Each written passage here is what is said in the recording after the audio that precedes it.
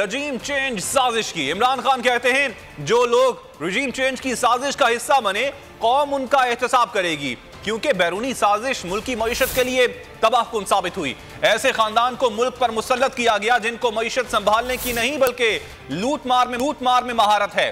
सियासी कशमकश और गैर यकीनी सूरत हाल से बाद मईशत करना शुरू हुई और आज तक संभल नहीं पाई।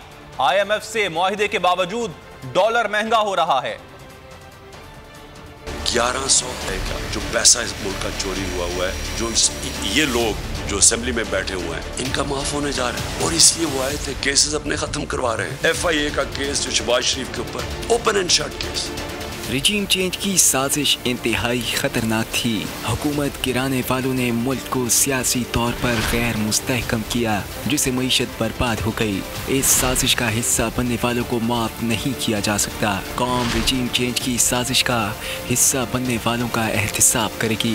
इमरान खान ने ट्विटर पर लिखा, जिस वक्त अमरीकी साजिश के तहत तहरीक अदम एतमाद लाई गई तब डॉलर 178 रुपए का था, लेकिन फिर मईशत ऐसी डगर पर चल पड़ी कि IMF से मुआहदे के बावजूद रुपया मुसलसल गिर रहा है। डॉलर 224 रुपए का हो चुका।